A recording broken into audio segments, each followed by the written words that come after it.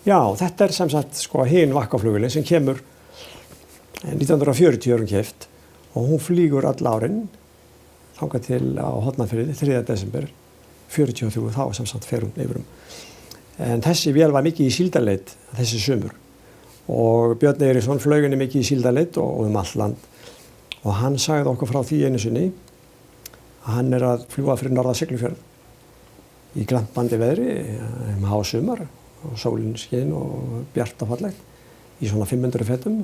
Björn reykti og hafði alltaf svona smá glufu á glugganum til þess að losna við öskuna.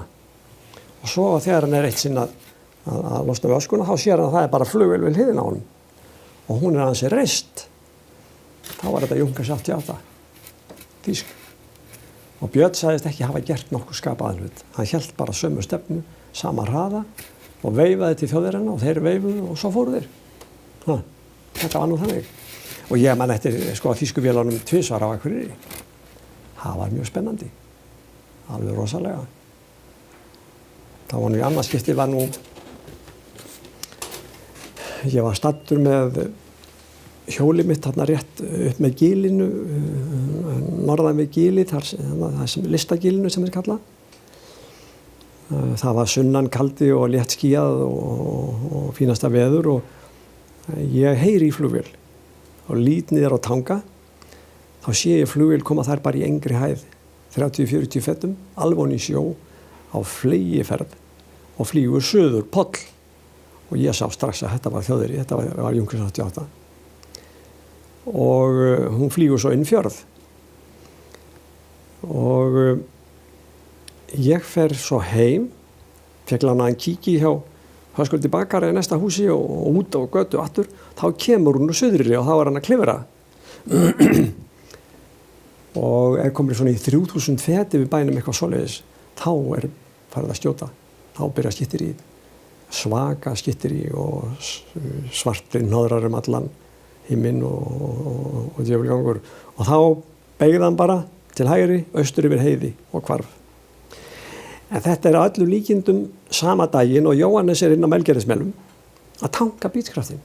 Það var veðurtöftur og með honum var Aðalbjörn sem var nú flugstjóri líka en þarna bílstjóri hjá Kristjána BSA og þeir eru að tanka bílskraftinn. Og Jóhannes upp á væng með trekt og slöngu en Addi niðri með tunnuna og svo heyra þeir í flugvél. Og þá segir Aðalbjörn og Jóhannes, hvað? Þeir eru farin að fljúga maður, ég heldur getur farið að drífa þau suður. Og rétt bara á eftir, augnablik, þá kemur þessi flugvél, þýsk, eiginlega bara úr vestri, þvert á fjörðinn, rétt yfir á. Og klifraði síðan norður og þetta öllum líkindum í sama skiptið.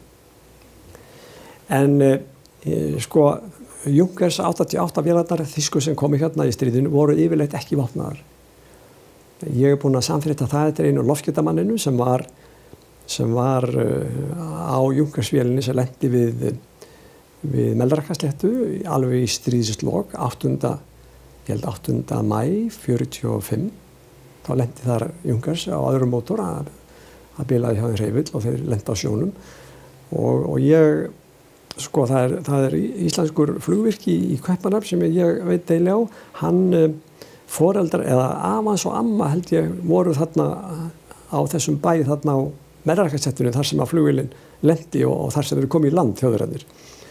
Og þessi flugvirki hefur haft samband við Þjóðverjana undanfarin ár, ég held að 2 af þeim séu nú látnir, en loftskeytamaðurinn þar borð sagði honum að þeir hefðu alltaf verið óvopnaðir á þessum flugvélum. Þeir voru bara með skammbysur og svo var einn riffill geymdur einhvers staðar í vélinni. Það var aftur móti kondorarnir sko, þessi þýsku stóru sem voru þrælvopnaðir. Þeir voru þrælvopnaðir.